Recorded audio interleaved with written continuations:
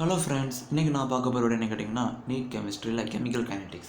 So அதோடைய continuation தான் நம்ம பார்த்துட்டு இருக்கோம். இதுக்கு முன்னாடி பார்த்த வீடியோ என்ன கேட்டிங்கன்னா temperature dependence of a reaction. ஒரு ரியாக்ஷன் டெம்பரேச்சரை பொறுத்து என்னென்ன விளைவுகள்லாம் இருக்குது அப்படிங்கிறத நம்ம பார்த்தோம். ஸோ இப்போ அதுக்கு அதோடைய கண்டினியூஷன் தான் நம்ம பார்க்க போகிறோம். அதை வச்சு ஒரு இல்லஸ்ட்ரேஷன், அதை நம்ம எப்படி புரிஞ்சுக்கிறது அப்படின்னா, so illustration to understand temperature dependence of reaction. So இது ஒரு இல்லஸ்ட்ரேஷன் மாதிரி நம்ம பார்க்க போகிறோம். ஒரு எக்ஸாம்பிள் அப்ளிகேஷன்ஸ் ஓரியன்டாக பார்க்க போகிறோம். ஸோ ஃபஸ்ட் பார்த்திங்கன்னா ஒரு கன்சிடர் ரியாக்ஷன், ஒரு ரியாக்ஷன் கன்சிடர் பண்ண சொல்கிறாங்க. என்னென்னா H2 + I2 gives 2HA, அதாவது ஹைட்ரஜன் அயடைடு ஃபார்ம் ஆகுது. அப்போ H2 + I2 gives 2HA. இதில் எப்படி ஃபார்ம் ஆகுதுன்னா அதோட மெக்கானிசத்தை கொடுத்துருக்காங்க. Hydrogen hydrogen bond, iodine iodine, இது பாண்ட் வைஸாக கொடுத்துட்டாங்க. அப்புறம் கிவ்ஸ் இன்டர்மீடியட், ஒரு காம்ப்ளெக்ஸ் மாதிரி இன்டர்மீடியட் ஃபார்ம் ஆகுது. இது ஒரு காம்ப்ளெக்ஸ், இன்டர்மீடியட் காம்ப்ளெக்ஸ் கிவ்ஸ். அப்புறம் HI அப்போ ஒரு HI 2 HI, அப்போ மொத்தமாக 2HI கிடைக்கும். ஸோ இது எப்படி கிடைக்குது அப்படிங்கிறத நம்ம பார்க்க போகிறோம். So formation of HI through intermediate according to அரினியஸோடைய தியரி படி என்ன சொல்கிறாங்க அப்படின்னா, HI ரியாக்ஷன் மாலிகுல், அதாவது hydrogen iodide reaction molecule of இந்த ரியாக்ஷன் என்னன்னு சொல்லுது அப்படின்னா, molecule of hydrogen and molecule of iodine ரெண்டுமே கொலைட் ஆகி ஒரு அன்ஸ்டேபிள் இன்டர்மீடியேட்டை ஃபார்ம் பண்ணுது. அன்ஸ்டேபிள் இன்டர்மீடியட், ஸ்டேபிள் இன்டர்மீடியட்டில் அன்ஸ்டேபிள் இன்டர்மீடியட், ஒரு நிலை பெறாத இன்டர்மீடியேட்டை ஃபார்ம் பண்ணுது. அப்புறம் பாருங்கள், அந்த அன்ஸ்டேபிள் இன்டர்மீடியட் இருக்குல்ல, அது கொஞ்சம் நேரம் இருக்கும். அப்புறம் பிரேக்கப் ஆகி 2 மாலிகுலாக உங்களுக்கு இந்த மாதிரி கிடச்சிரும். தனித்தனி மாலிகுலாக பிரிஞ்சிடும். Breaks அப்னு 2 molecules. அப்புறம் பார்த்தீங்கன்னா அந்த எனர்ஜி ரெக்யர்ட் டு ஃபார்ம் அந்த இன்டர்மீடியட் இருக்குல்ல, இந்த இன்டர்மீடியட் அதுக்கு இது ஒரு ஆக்டிவேட்டட் காம்ப்ளெக்ஸ்னு சொல்கிறாங்க. அப்போ அந்த எனர்ஜி ரெக்யர்ட் ஃபார்ம் இன்டர்மீடியட் அப்படிலாம் இதுக்கு பேர் என்ன, ஆக்டிவேட்டட் காம்ப்ளெக்ஸ்னு சொல்கிறாங்க.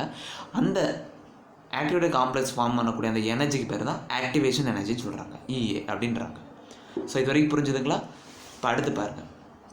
இப்போ இதுக்கு ஒரு கிராஃப் ஒன்று வரைகிறாங்க. என்னென்னு பார்த்தீங்கன்னா, plot of internal energy versus reaction coordinate. Reaction கோஆர்டினேட்னா வேறு ஒன்றுமே இல்லை, அது வந்து ஒரு profile of energy change.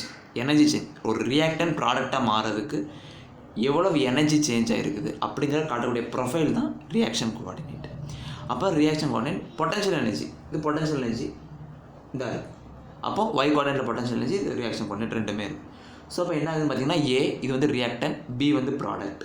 So அப்போ இங்கேருந்து ஆரம்பிக்குது. அப்போ இந்த ரியாக்டன் இது மேலே வர்றது எல்லாமே ஆக்டிவேஷன் எனர்ஜி.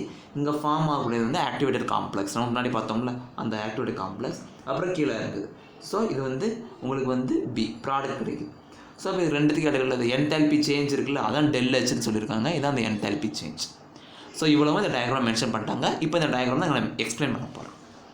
இப்போ இங்கே பார்த்தீங்கன்னா ரியாக்ஷன் கோஆர்டினேட் வந்து ஒன்றுமே இல்லை, அது வந்து ஒரு profile of energy change when reactant changes to product, அவ்வளோதான். அப்புறம் பாருங்கள், அந்த எனர்ஜி ரிலீஸ் ஆகுது எப்போ அப்படின்னா, வென் த காம்ப்ளெக்ஸ் அந்த இன்டர்மீடியட் இருக்குல்ல ஆக்டிவேட்டட் காம்ப்ளெக்ஸ், அது டீகாம்போஸ் ஆகி ப்ராடக்டாக ஃபார்ம் ஆகும்போது எனர்ஜி வந்து நிறைய ரிலீஸ் ஆகுது. அப்போ அந்த final enthalpy reaction depend upon reactant. அப்போ இந்த ஃபைனல் என்தால்பினா லாஸ்ட்டாக வரக்கூடிய என்தால்பி வந்து எதை டிபெண்ட் பண்ணியிருக்குன்னா, ரியாக்டண்ட்டை பொறுத்தும் ப்ராடக்டை பொறுத்தும் டிபெண்ட் பண்ணி இருக்குதுன்னு சொல்கிறேன்.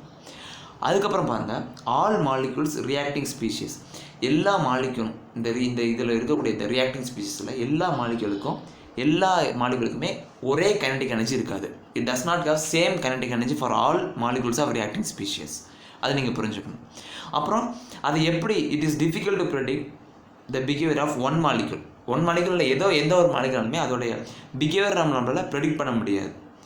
அப்புறம் பார்த்திங்கன்னா அதை ப்ரெடிக்ட் பண்ணுறதுக்காக என்ன பண்ணுறாங்கன்னா, Ludwig Boltzmann and James Clerk Maxwell அப்படிங்கிற 2 சயின்டிஸ்ட், யார், Ludwig Boltzmann and James Clerk Maxwell 2 scientist பேரும் என்ன பண்ணுறாங்கன்னா, ஒரு ஸ்டாட்டிஸ்டிக்ஸை யூஸ் பண்ணுறாங்க to predict the behaviour of large number of மாலிகுலை எப்படி ஒரு சிங்கிள் மாலிகுல் ப்ரெடிக்ட் பண்ண முடியல. ஸோ இப்போ என்ன பண்ணுறாங்கன்னா, நிறைய மாலிகுலுக்கு அதோடைய பிஹேவியர் எப்படி ப்ரெடிக்ட் பண்ணுறதுன்னு கண்டுபிடிக்கிறாங்க.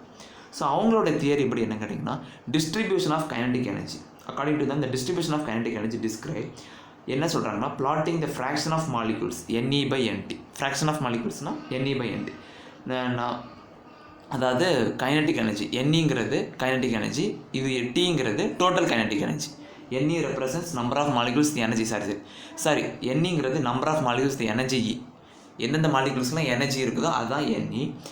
NTங்கிறது டோட்டல் நம்பர் ஆஃப் மாலிகுல்ஸ், மொத்தமாக எத்தனை மாலிகுல்ஸ் இருக்குன்றது. ஸோ அதான் NE/NT. NEங்கிறது நம்பர் ஆஃப் மாலிகுல்ஸ், இது எனர்ஜி. NTங்கிறது total number of molecules with a given kinetic energy. இந்த NE/NTங்கிற ratio with given kinetic energy versus kinetic energy. பேஸ் தான் ஒரு கைனடிக் எனர்ஜி. இது இந்த ஃப்ராக்ஷன் வித் கைனடிக் எனர்ஜி, இது வெறுமனே கைனடிக் எனர்ஜி. இதை பேஸ் பண்ணி ஒரு கிராஃப் வரைகிறாங்க. ஸோ அந்த கிராஃப் தான் இந்த கிராஃப். இங்கே பார்த்தீங்கன்னா இது வந்து கைனடிக் எனர்ஜி, இது ஃப்ராக்ஷன் ஆஃப் மாலிகுல்ஸ் NE/NT அந்த இது. இன்னும் நல்லா இங்கே பார்த்தீங்கன்னா இந்த இடத்துல இந்த கேர்வ் வந்து இதோட ஒட்டி போகாது. இந்த கேர்வும் இந்த எக்ஸ் ஆக்சிஸும் உங்களுக்கு ஜாயினே ஆகாது, அப்படி தான் இருக்கும், போய்கிட்டே இருக்கும். இது வந்து எக்ஸ்டெண்ட் போய்கிட்டே இருக்கும். ஸோ இவங்க ஆரம்பிக்கும் போது உங்களுக்கு இப்படி போய்கிட்டே இருக்கும். இதுதான் அந்த மோஸ்ட் ப்ராபபிள் கைனடிக் எனர்ஜி. சென்டரில் ஃபார்ம் ஆகுதுல, இதுதான் most probable kinetic energy. So இது வந்து distribution of curve showing energies among gaseous மாலிகுல்ஸ்னு சொல்கிறாங்க. இதுதான் அந்த கிராஃபு. இதோட இது இன்னும் முடியலை. இதோட கண்டினியூஷன் அடுத்த வீடியோ நான் பண்ணுவேன். ஸோ ஃப்ரெண்ட்ஸ், இதில் ஏதாவது உங்களுக்கு டவுட் இருந்துச்சுன்னா கமெண்ட் பாக்ஸில் கமெண்ட் பண்ணுங்கள். ஸோ ஃப்ரெண்ட்ஸ், தேங்க்யூ ஃபார் வாட்சிங்.